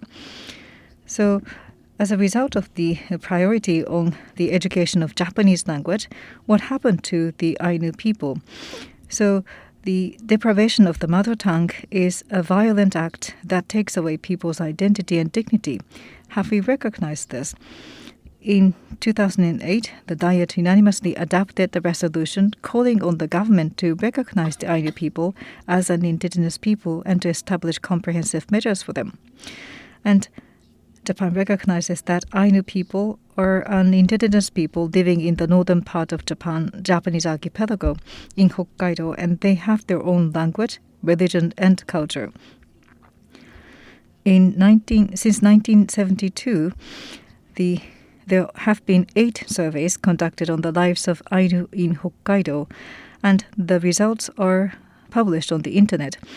The report on the 2017 survey stated priority areas that should be addressed. These are Ainu language, rituals, and dance. The survey on the Ainu people's living conditions were conducted by the Department of Environment and Lifestyle, which is not the section in charge of social welfare. Is this a survey truly capable of understanding their actual living conditions, including social welfare needs? I have a reflection that I have too little understanding into the Ainu. The historical fact that child welfare authorities took children away from their families shows that social work can be an oppressive act. This is evident in the way the Ainu people were treated in Japan. And what I was really become aware of and also ashamed of is that I was not aware of such points until I listened to you. So I'd like to ask you some questions to you. They might be irrelevant, but please bear with me. I have a question to Dr. Joyce Timpson. Training for social work practitioners is a very important part of the development in Japan. In the training for practitioners in Canada, do you share any ideas to avoid any potential oppressive acts in the training so that you can avoid the oppression against the indigenous peoples? And also, what do you keep in mind in your practice when you provide mental health care to the indigenous people who have problems due to the loss of identity? And what is important in bringing reconciliation and healing to the oppression by non-indigenous people? I would like to ask Ms. Bunting to talk a little more about the traditional roles of elders. It might be difficult for people living in remote areas to access the social work services provided by the government. Do they consult the elders when they have problems in their lives? And what is the strength of having women elders? And I also like to ask questions to Ms. Lydia Sherman. And so the sphere knowledge might have been different from the training that you received from the clinic. So I have questions to the Dr. Timpson and also the Sherman, Ms. Sherman. So I think that there could be a question that whether the indigenous people could forgive non-indigenous people who could be providing the mental health services. So there was the International Social Work Definition Revision. And so the Western Rooted Professional Social Work, WPSW, so the social work globalization was questioned, and I also raised a question about that. And also the Buddhist social work researchers created the Buddhist Social Work Research Network. And the Buddhism social work is defined as the work done by the social work by the Buddhist monasteries. And we produced and published the refined ABC model of indigenous social work.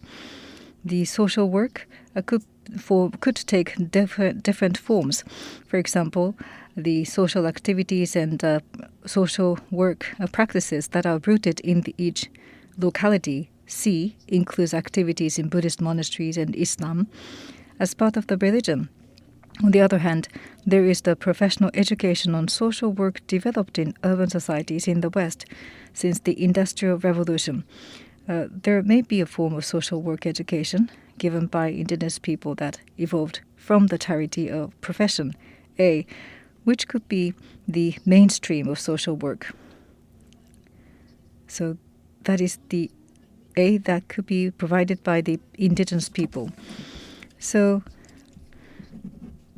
among the social work that adapted to each area, so the social work rooted in the West, but it's localized or indigenized, like BA or A-CK. So that kind of new form was evident. So the localized or indigenized social work could also be possible. So the indigenous here I am using in this explanation might be slightly different from the definition made by the United Nations. So I was, for example, can Buddhist social work be considered indigenous social work? That is the question I was thinking in my mind. And that's something that I would like you and also the audience members could share some ideas. But thank you very much again for sharing your valuable time with us. And there are here, lastly, the research institute I belong to has a Facebook account in English. Please access to it if you are interested. Thank you very much again. Thank you very much, Professor Matsuo. So we have so many questions from Professor Matsuo. So we have about 25 minutes to have discussion and answers to these questions. たいと思います。 And now I'll switch to speaking in English. Okay, so if we all could please turn our cameras and mics on, we would like to have a discussion. And I would like to start by answering these questions from Kana, if possible. I will just show the questions in order. So the first question was to Joyce. Are you guys there? Maybe you can turn your cameras on. Yeah. Yeah. Yep. Oh, it's off again. Oh, sorry. Okay. And is Lydia with us? Yeah. These She are could, very, I'm sorry. If Lydia could also turn her camera and camera and mic on, and also Matsuo 先生。カメラオンになってますね、リディア先生。大丈夫です。大丈夫ですか？すいませんでした。So I think the camera is on. ですね。今画面に映っているジョイス。So this is the question to Joyce. So if you can please answer this question. okay. In Canada now, in the schools of social work, there are courses on Indigenous issues, on reconciliation, but also on the larger issue of diversity and equity. because Canada is an extremely diverse country. One of the aspects of the training is for what they call equity training, and it's to get social workers in training to examine their own biases, their own prejudices that are evident, but also they may not know about their bias, but they aren't aware of it. So looking at the self and constantly examining the self is a very important part now in social work training. And also, in order for a worker to be a child welfare worker now, they have to take training in this before they can even start their jobs, which is far a great step forward from when I did child welfare. Thank you, Joyce. If it's okay, I would like to move on to Sally's question, which is about the role of elders. If you could tell a little bit more about this, as can I ask?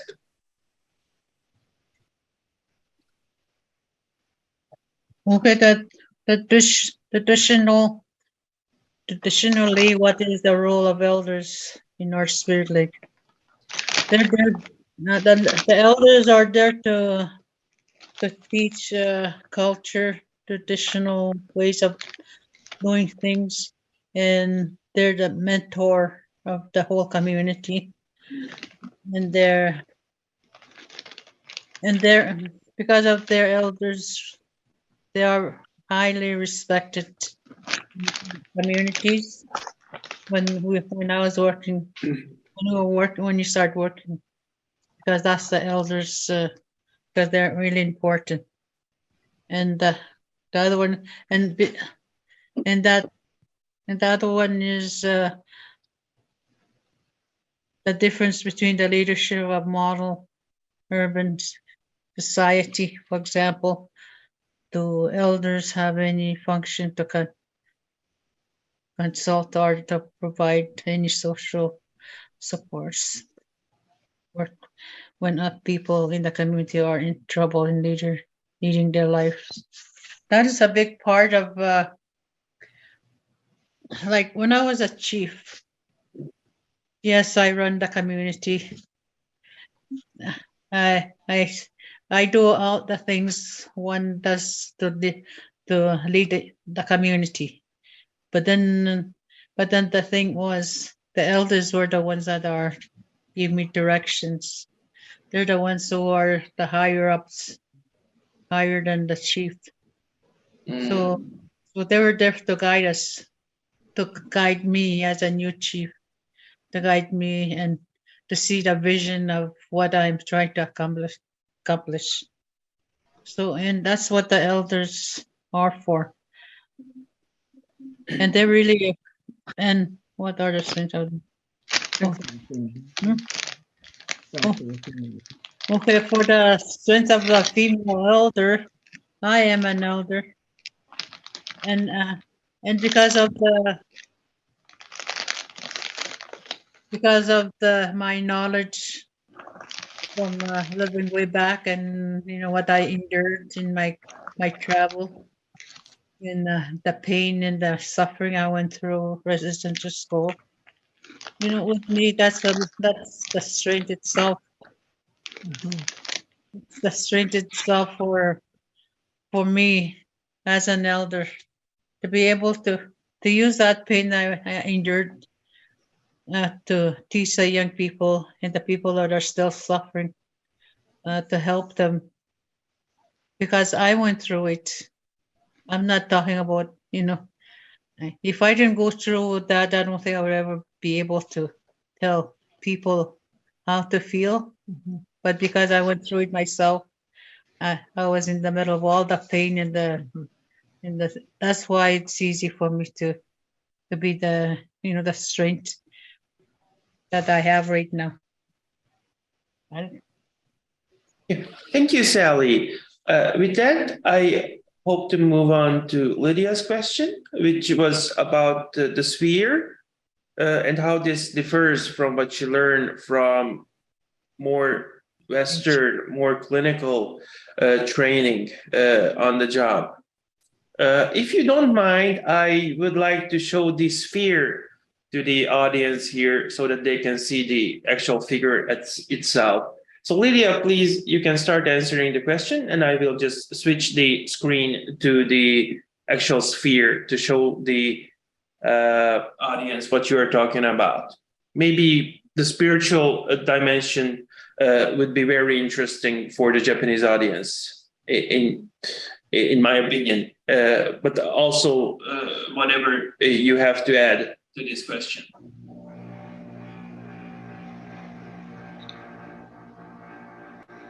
I guess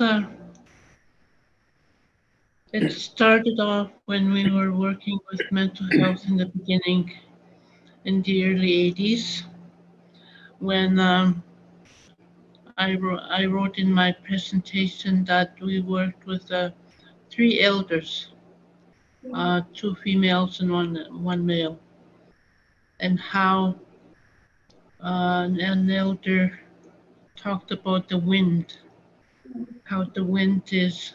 He used the wind as an example where we don't see the wind, we don't see it, but we can hear and feel it. And wind can be destructive, and it can also be an advantage to us. We only see the wind on the ripple of on the water or the trees. He just used example of the wind. So he said when you work with a person, you're working with the whole being of that person, not just one part of the person. And he mentioned so that when we work with a person, there's 4 aspects: the body, the emotion, spiritual, and the other one, I can't see the other one. Anyways, he said each person in their life, this is what they have. So when we work with a person, it's like a circle in their life. These are the 4 aspects each person has. You cannot just help one part of the person. You cannot help their physical. The body is physical.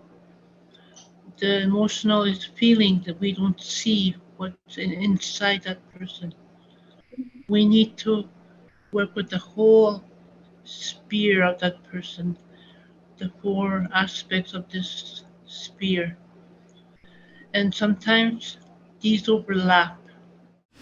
そして体と The emotions, there could be tragic things that happen in their life, losses, intergenerational impact from residential school, grief. A lot of people, by the time they're in their 20s, they have lost maybe half a dozen people in their life that are close to them. So he said, when we work with an individual, concentrate on all these 4 aspects in the person's life, not just one, not just the mental, not just emotion, not just the body or the spiritual. We have to focus on all 4. Like he used an example, the doctor. Well, the doctor can examine the person physically and say, well, he has pneumonia, and he'll treat that pneumonia. He's able to assess and assess that person from the physical point of view.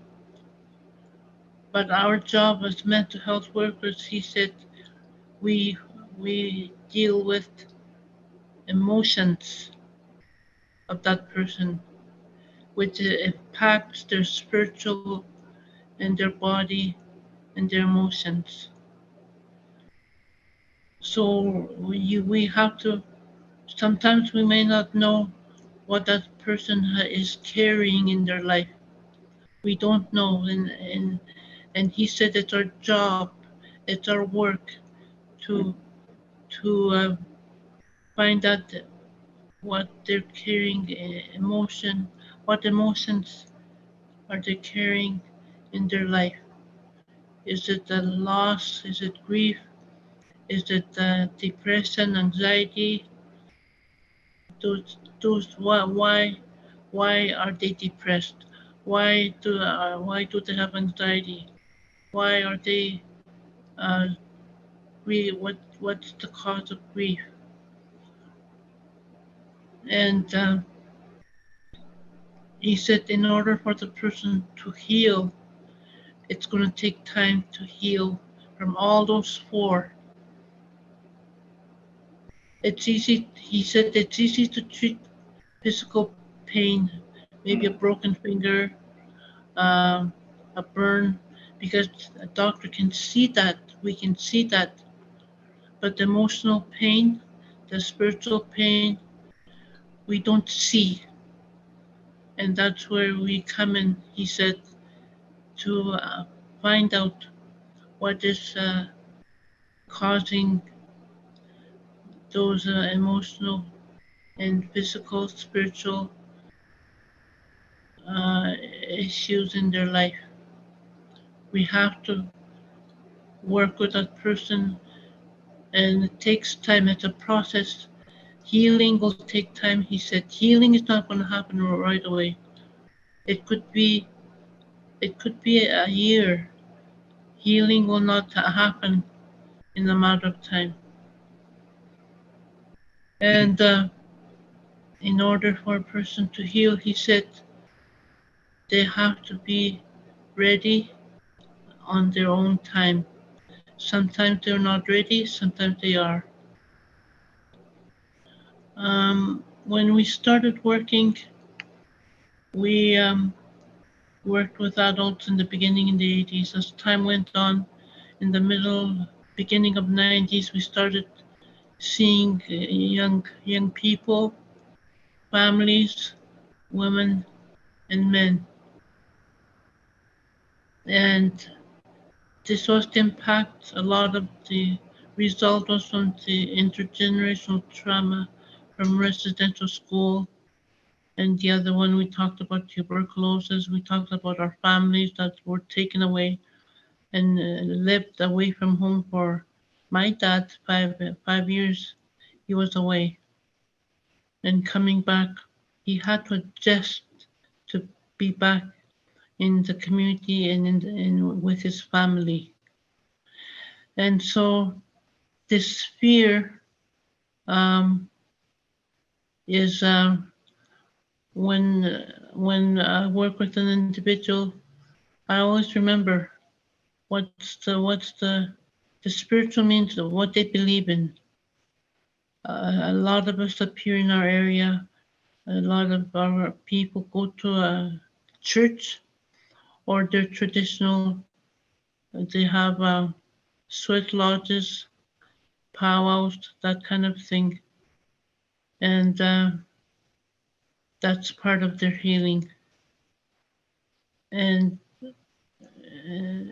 there's a link to all these. I'm sure we are aware of this, but that's what the elder talked about when we started working with people, using the wind as an example. How wind, we don't see the wind, and again I say, he said we don't see feelings. When we see a person sitting in front of you, he said, we don't know what they're feeling. We know they're sad or they're depressed, but where, why, where is the sadness coming from?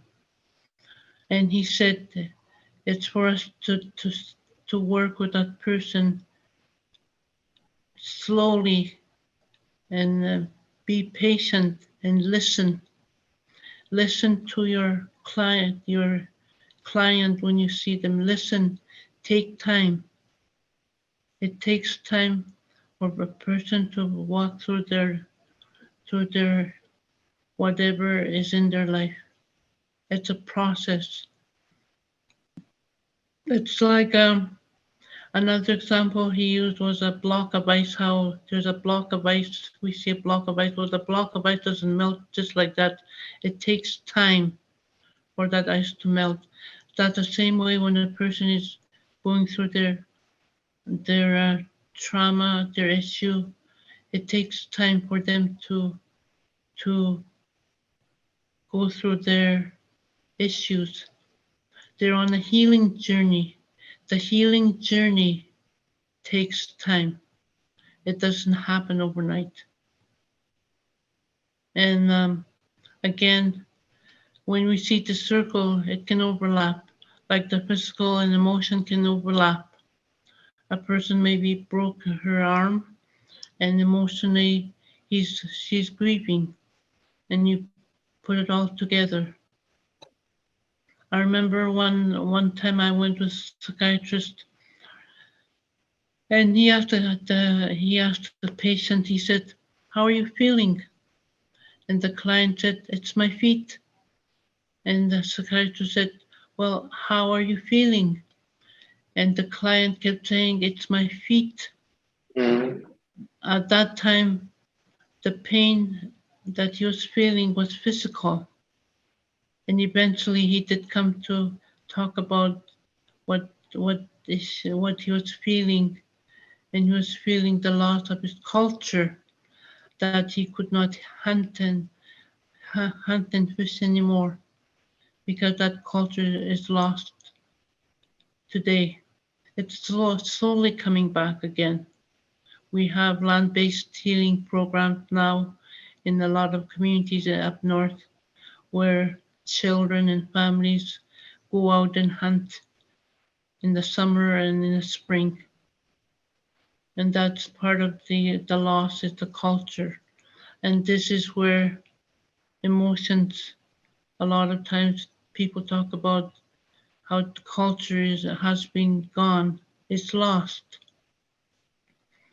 So we're talking about the emotion and physical and spiritual,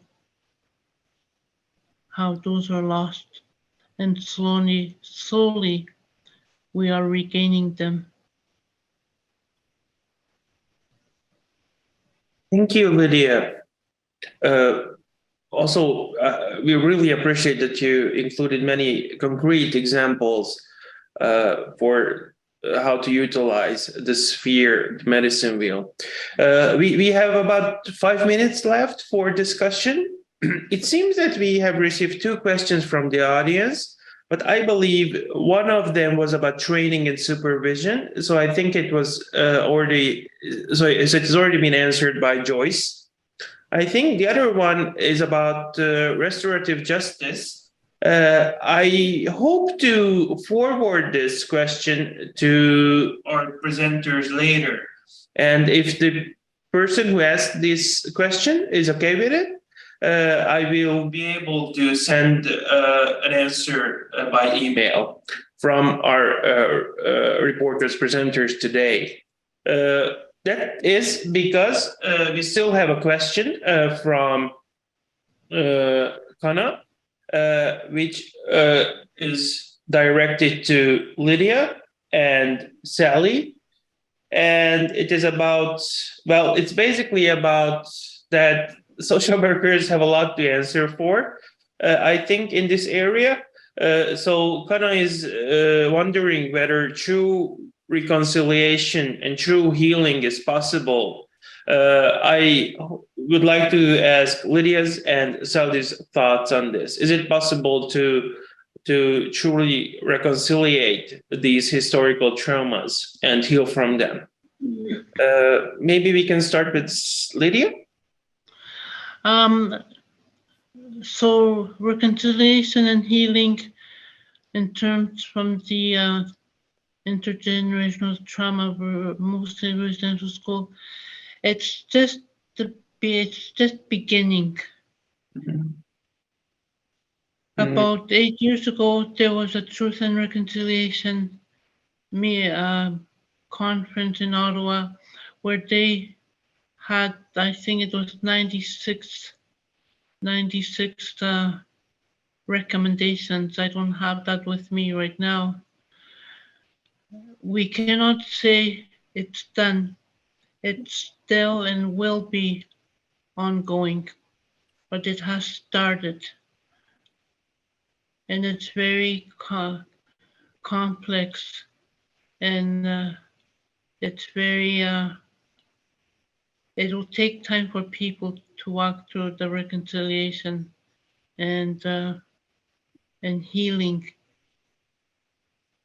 There's still a lot of different healing, like healing, what do you call those conferences that are happening in communities.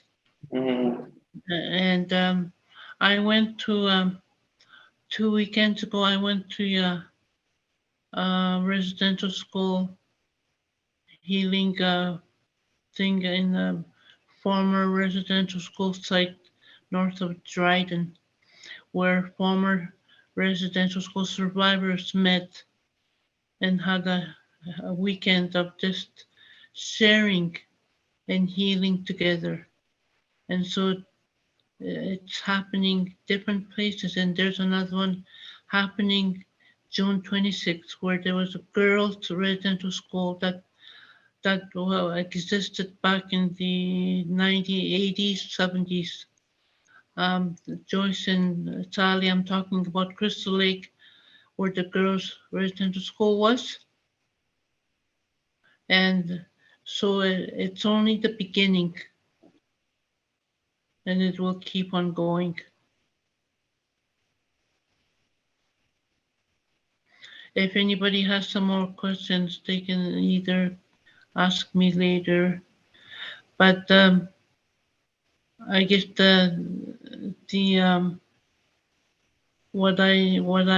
what I've seen, what we have seen is that people are going back to the former sites, some former residential school sites to go and meet the survivors of residential school, and to be and to share and heal. Thank you, Lydia. It maybe sounds strange, but I got the impression from your answer that if the abuse and the trauma took generations, maybe the healing process itself will take generations and the reconciliation to take place. However, I think Sally specifically mentioned about this in her presentation. So if she would like to add something to what Lydia has just said, I would like to ask her to do so, and that will conclude the discussion part of today's webinar. Please, Sally. Yeah, okay, it's reconciliation and healing to realize. Well, for me anyway, because I'm the one, I went through the trauma and going through residential school. I think like what for me, I dealt with a lot of stuff, but then it keeps coming. Every time I hear somebody talking about what they went through, I can feel it. I know what they're saying. And now I have to train my grandkids about this, and then even though they see me as a strong person, it's still, sometimes it's really hard because all the things that was happening to me. The only thing they didn't take is my mind, and the reason why I kept not to forget my language. It was really helpful. and they took everything from me when I was there, and there's nobody could help, nobody can do anything. So this organization, the ones that are still alive, they really are struggling, and that's where I'm trying to help them to deal with it. But then, like I said, there's those flashbacks when somebody is still going through that, and you're there with them, even though yes, we were told, it's you have to see the client, be there with them. And sometimes I would just want to sit there and cry with them, but then I have to be strong and to pull them away from that depression they are feeling because of what they went through. So it's going to be a long process. I'm 74 years old. I'm still trying to cope with all this. Okay. Thank you, Sally. So with that, I would like to conclude the discussion.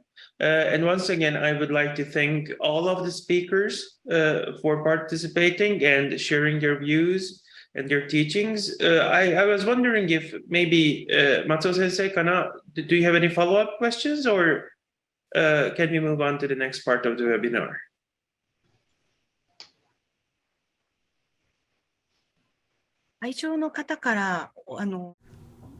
Well, there are questions sent in from the audience. Yes, I will mention them later. Thank you. So once again, I thank you, Joyce, Lydia, and Sally. I understand that you're past midnight there. Yes, Sally still have a very important job at the very end to have the closing prayer. But with that, I would like to conclude the discussion and answering the questions right now. And with that, I would like to switch back to Japanese.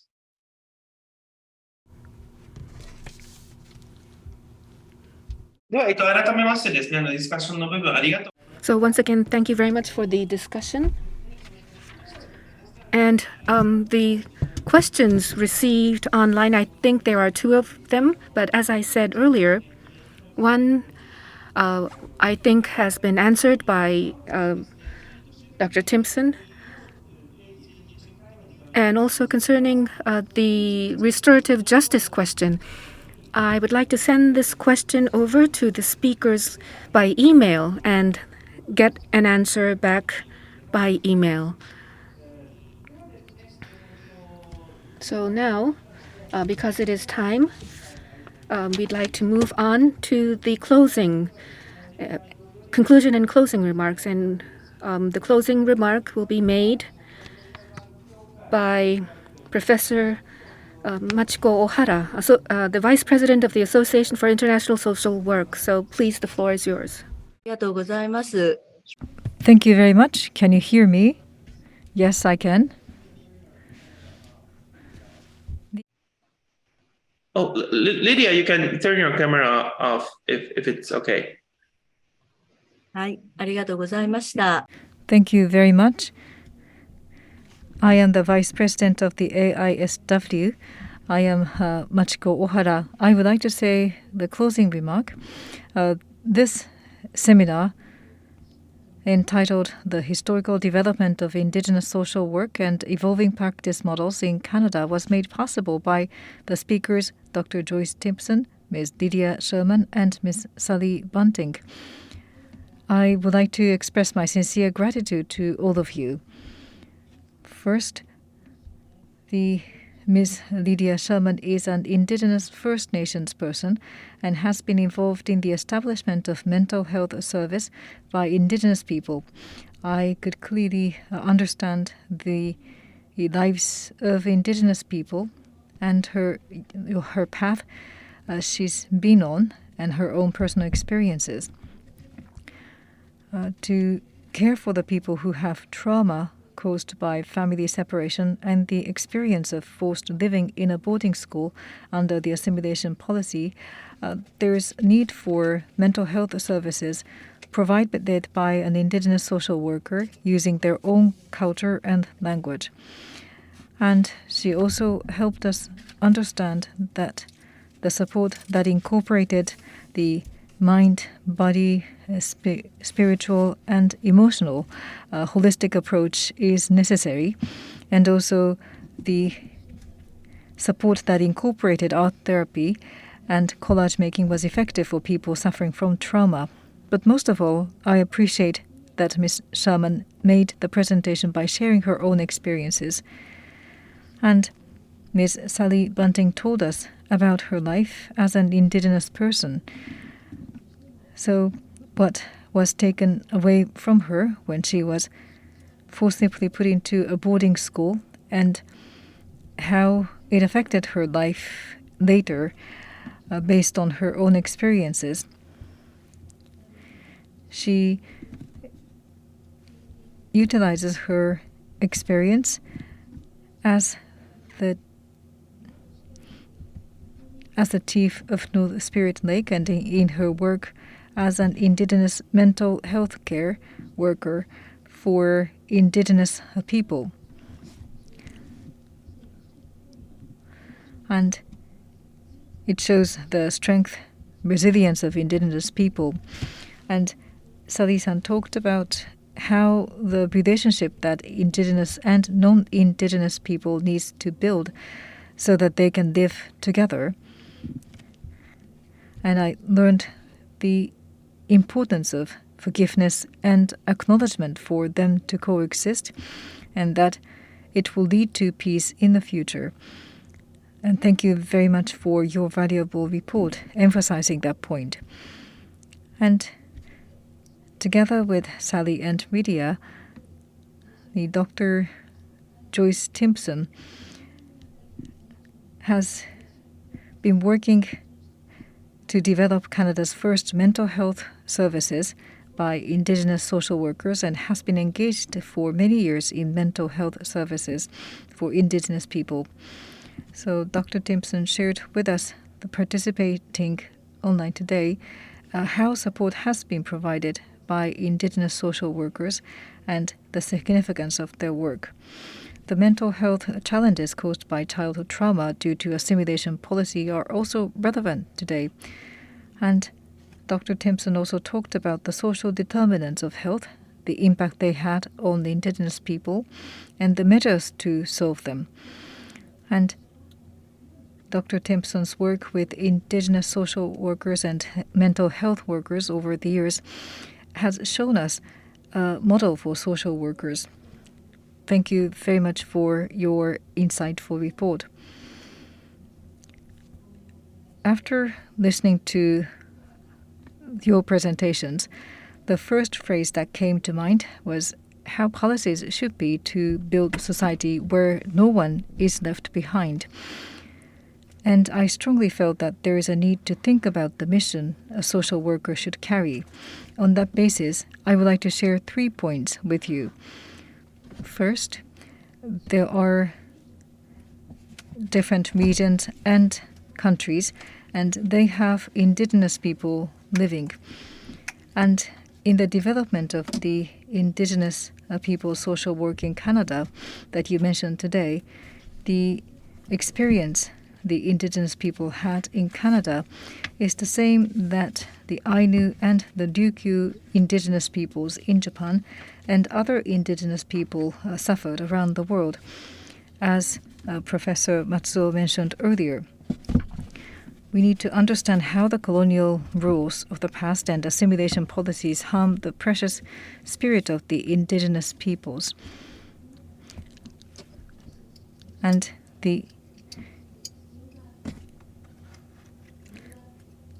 the impact doesn't end in the generation directly affected by them, but rather the anguish of the Indigenous peoples continue among individuals, families, and local communities over many generations.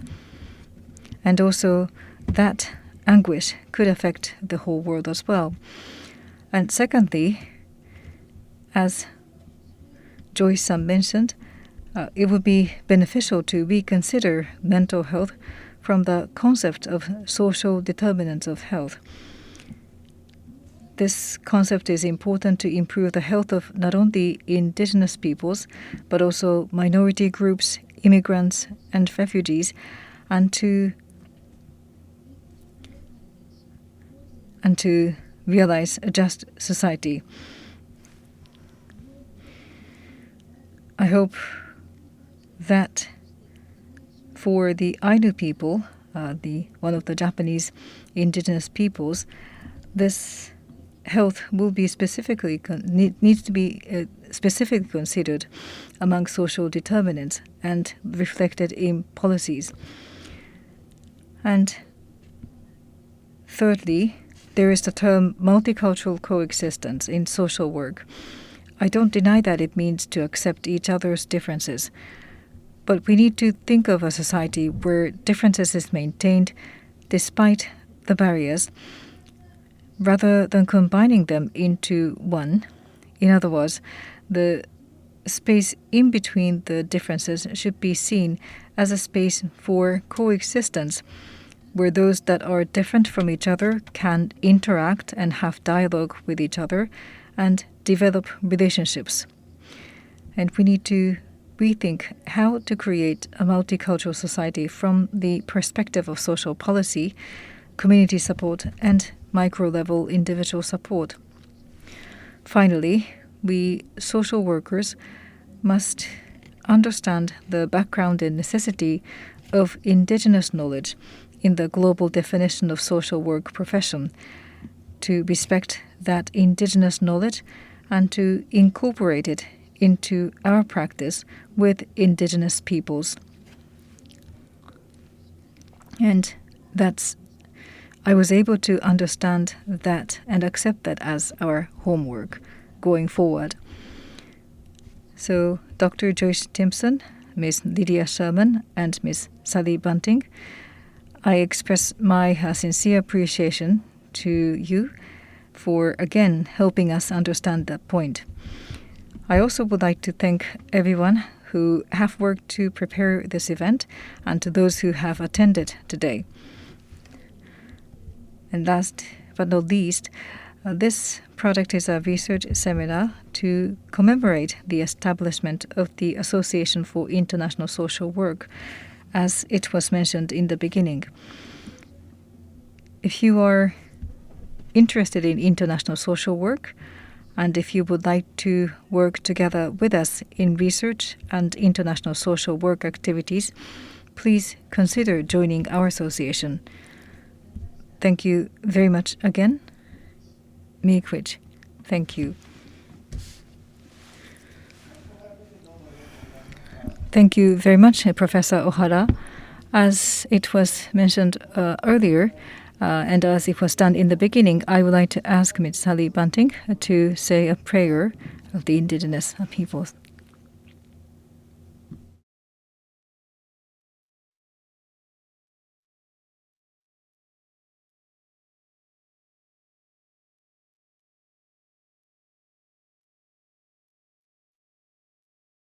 Now, if you could explain what you are going to pray for, please. Oh, okay. Whatever we say is the truth, and that we're able to help you people across the ocean to know what we went through, and that hopefully it will help you with your work as well. So I'm going to ask God to keep His hands on all of us that are trainers or helpers, that we can keep our mind into the things that we're trying to do, not to be prejudiced in anything that we do. So I'm going to ask God to help with that too. Okay, I'm going to pray now. Miigwech kajimando. Voyagem sahigag kabizandog shiagi wagakitian. Ono gaya na makingaya waj kagogwe kendam waj. Iwan and Quiwan. Wedge the Jimin Senagay who you got can have mongage. Waka gawin ta mortgage wagige mansit pia auye. Migwes gajemando. Ihu ajam staigato ta mokshan. Ihawin nagtskay hawin nagkanazamin hawin nagabazan ta mwaj. Gabazan ta oksyan. Tigo gwe to ta mwaj yuwen an kwiwen mawajem aska gwen kwiwen gajemando. Kakanabuko hawin nagzamin. Yuwen nakikidyan. Amen. カディさんどうもありがとうございました。 Thank you very much, Sally. And this concludes the seminar. And I'd like to thank to the co-host of this seminar, as well as supporters of this event, and the speakers and participants, and also the interpreters and also the staff on the venue that we are putting this streaming. Thank you. And I hope you would give them a big applause to them in your mind. Thank you.